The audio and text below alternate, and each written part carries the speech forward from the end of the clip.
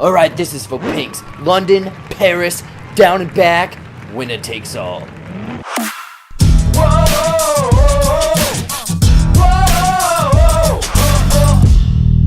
What's up, guys and gals? Jared here with another YA dystopian of a movie review. So last night I was able to go check out the new Peter Jackson film, Mortal Engines. Hundreds of years after civilization was destroyed, a mysterious young woman, Hester Shaw, emerges as the only one who can stop London, now a giant predator city on wheels, from devouring everything in its path. Hester then joins forces with an outcast from London, along with a dangerous outlaw with a bounty on her head. So does Mortal Engines have a flat tire? Let's find out. Now, before I get into my thoughts, let me know what you guys thought of Mortal Engines in the comments down below. Did the source material match this perfectly, and do you want to see more in this Peter Jackson universe? Now let's get into some of the good things this film did. Mortal Engines, the John Carter, Jupiter Ascending, Valerian of 2018. I mean, what do I say? Okay. I'll start and say that the little bit of lore and kind of universe that they set up, I was really on board for. Like these giant cities on wheels just driving across, scavenging, trying to get resources. Even though I'm pretty sure giant traveling cities would take up a lot of resources themselves. But hey, that's besides the point. But yeah, the different social classes, the different scavenging cities, the weird kind of like green-eyed robot thing. Like, I was really on board for a lot of the stuff that was set up in this film. However, Mortal Engines is just basically your run-of-the-mill YA novel to the big screen adaptation. Like, it has a lot, and I mean a lot, of cliched things that we've seen in multiple movies before. Dystopian future aspect, a bad guy, there's this girl that wants revenge, she has the key to unlock everything, there's this world-ending threat of some sort, there's this paradise that people want to take over. As an audience member, you've already seen this multiple times, and Mortal Engines just drags on throughout this movie, and you're sitting there kind of checking your watch every 5 to 10 minutes. And I think the reason that I was sitting there just wondering when this movie would come to an end is because the pacing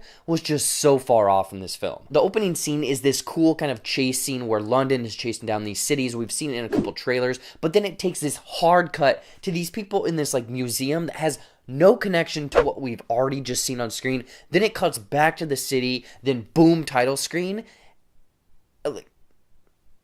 What was the point of going to those museum dudes? Because, get this, right after the title screen, it goes back to those dudes, and the story continues from there. Like, what we were given in the beginning with that weird cutaway, it didn't add anything to the story. Mortal Engines continues this weird pacing throughout the movie with some really cool, high energy stuff, cut to some, slow, emotional, boring stuff. I'm sorry to say boring, but then back to some kind of, bigger action set pieces. And maybe it wasn't just the pacing, maybe it had to do with the editing, because the pacing, obviously, that was an issue, but going into the editing, a lot of the fight scenes or action scenes, it did feel like there was kind of some hard cuts, a lot of flashes, there's a lot happening on screen, but it didn't really wow me. And the thing is, the story just kind of felt like 4 different 30-minute stories combined into one. I mean, the opening has this revenge type thing, then the middle part is someone that doesn't know that she's bigger than she is, and then we have this like Terminator green-eyed dude, and it's like, what, who, why,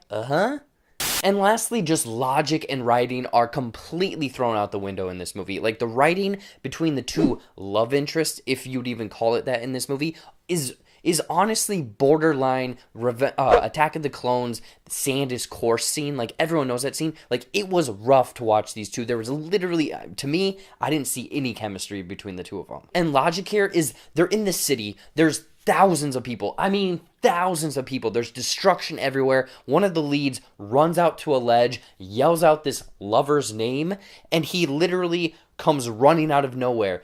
1, you wouldn't have been able to hear. 2, there's thousands of people. There's destruction everywhere. Like, it wouldn't have made sense. It's too convenient. Overall, Mortal Engines is seriously just this generic and cliched dystopian future film, with a few kind of cool and interesting things set up, but with it very much following every YA trope we've seen: rough editing, slow pacing, and just some poor logic in writing. I would definitely go ahead and skip out on Mortal Engines. It's a shame that they got Peter Jackson to put together something that's just not that great. In closing, I'm going to give Mortal Engines 1.5 out of 5 cliched YA stories. So what did you think of Mortal Engines? I want to know in the comments down below. Anyways, guys, as always, thank you for watching. Follow all of my social media stuff down there. There's more videos over there. Subscribe down to my channel over there. And until next time, I'll see you later.